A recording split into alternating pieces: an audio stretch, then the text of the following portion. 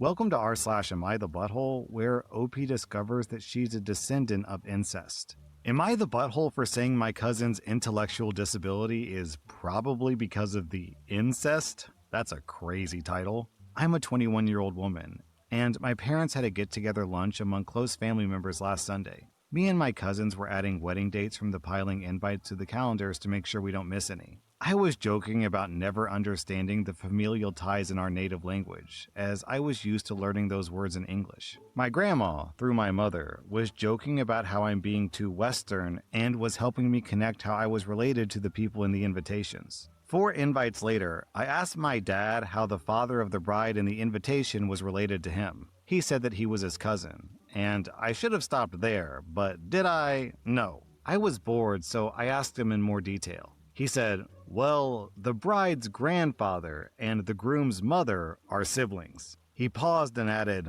well, I would also be his uncle too. Now, listen, I know incest used to be a thing. I know it used to happen.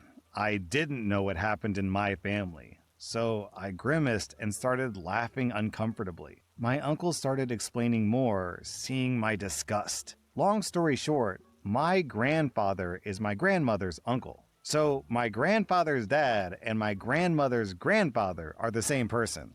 Me and my cousin started making gagging noises while pushing the invites away and grimacing while walking around, and our parents tried overcompensating with excuses. I know they don't owe explanation for the choices of their parents and the others preceding them. The generation above mine shares the sentiment that incest is a big no.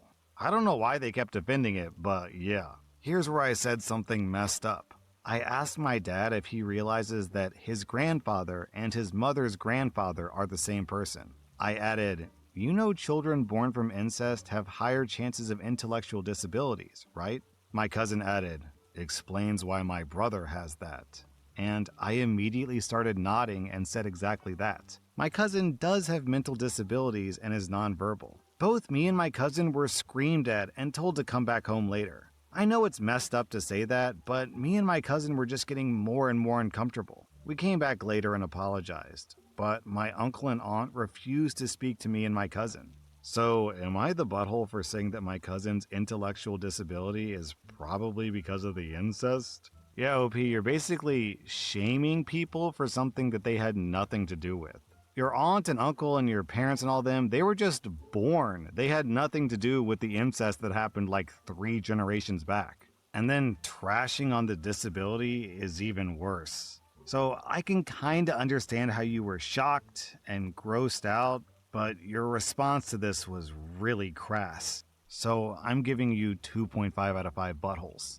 Also, I'm obviously not a doctor, but cousin incest 3 generations ago seems to me that it would have basically a 0% impact on any kind of genetic disability. I mean, maybe it could, I don't know, but how pronounced could that possibly be? Am I the butthole for not making my daughter switch back a gifted Labubu with her younger cousin after her uncle found out that the one my daughter gained in the swap is rare with a high resale value? This happened over Christmas, and it's turning into a whole family drama. My daughter Sophia, who's 12, and her cousin Martina, who's 6, were gifted blind box Labubus as part of their Christmas gift from my other sister, Sarah. They each opened their boxes. Martina got a brown one, and Sophia got a pink one. Martina immediately wanted the pink one, and Sophia immediately offered a trade because she already has the pink one and was hoping for the brown one. They traded, both girls were happy, and that was that.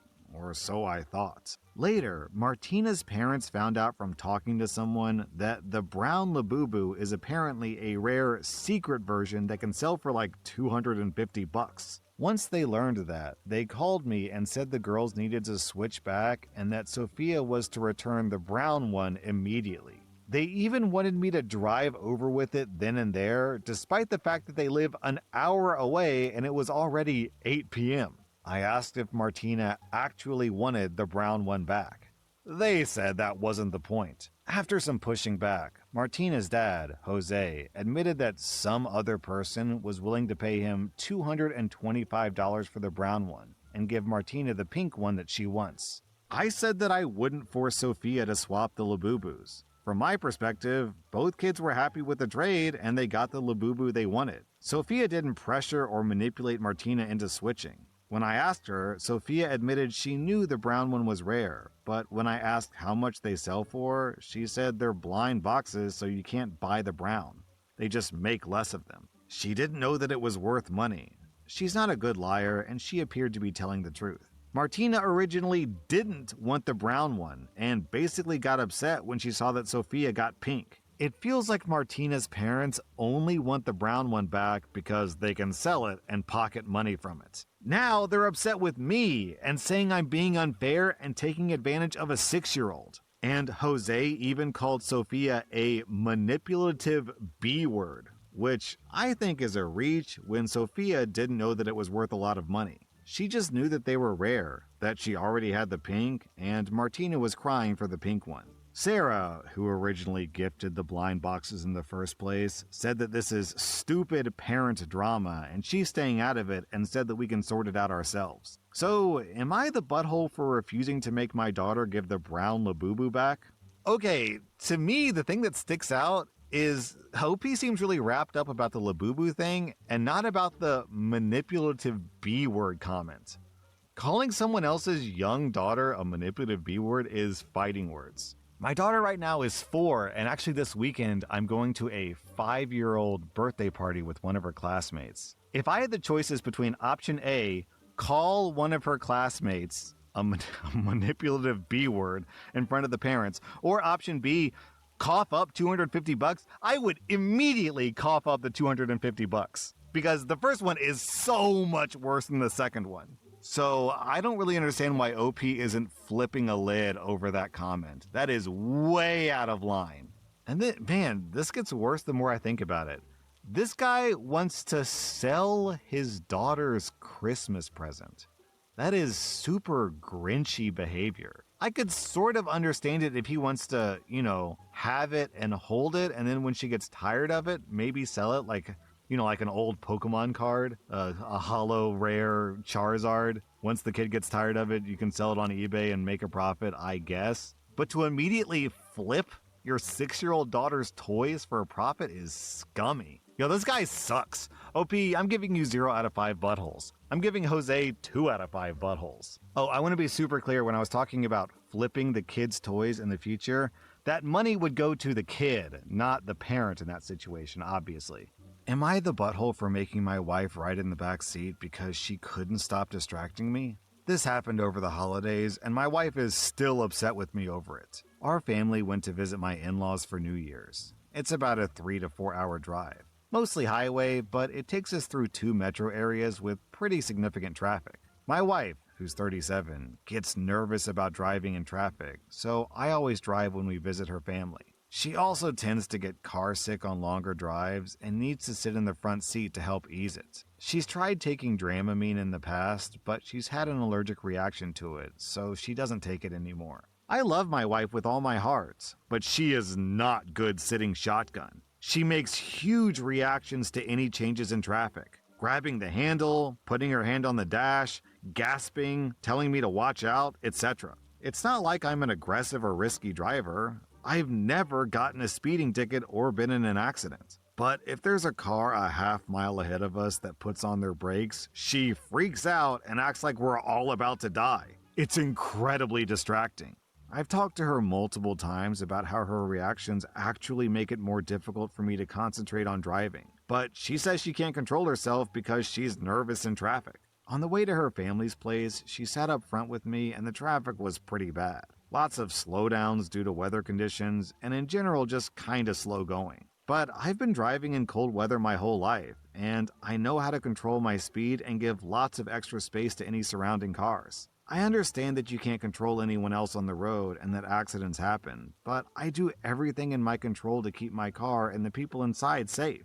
The entire drive, my wife was on edge, making all the reactions I mentioned. It's very distracting to have someone next to you doing that sort of thing while driving. I mentioned this to my wife numerous times on the drive, and she always deflected blame at me for the way that I was driving. When we were getting ready to head home, I told my wife that she needs to sit in the back and our 14-year-old son will sit up front with me. I told her it's either that or she drives us home. She got upset with me and started giving excuses about her car sickness. I told her to take some NyQuil or something else to help her sleep, but she refused and told me I'm being a jerk. I told her that she can drive then, and she refused that too. Eventually, she reluctantly got in the back seat with our 11-year-old daughter. The ride home was much easier traffic-wise, and my wife sat pretty much silent in the back seat the entire time, pouting. When we got home, she told me that she felt ill the entire drive, but didn't say anything because she didn't want to make a big deal out of anything. She told me I humiliated her by making her sit in the back and that I should be more considerate of her feelings. So the only option that was acceptable to this woman was to sit in the front and constantly nitpick and gripe and stress out at you? Huh? I like this comment. Not the butthole. Funny how she could control her uncontrollable reactions from the backseat. True, how true. OP, I'm giving you 0 out of 5 buttholes. I'm giving your wife 1 out of 5 buttholes. Will I be the butthole if I told my son's school that it's their responsibility to make sure they have the right child?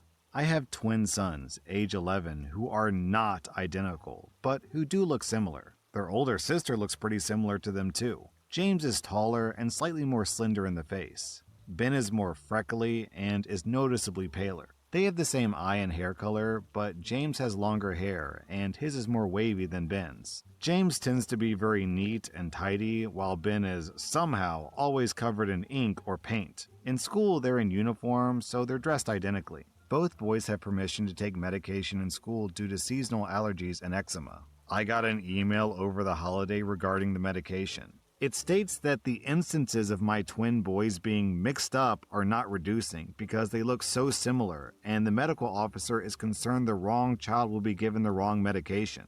As such, she's asked me to ensure the boys are easy to distinguish going forward. My initial reaction is absolutely not. It's up to the person administering the medication to ensure they're giving it to the right person. And that can easily be done by asking the child what his name is. They're 11 years old. They're more than capable of giving the right name and have no interest at all in swapping places for the sake of getting each other's medications. I do understand the concern in terms of making sure the right medication is given to the right child, but the responsibility for that lies solely with the school while they're in the care of the school. And I will not send them back after the holiday looking in any way easy to distinguish. Will I be the butthole if I told the school it's their responsibility to make sure they have the right child, not mine?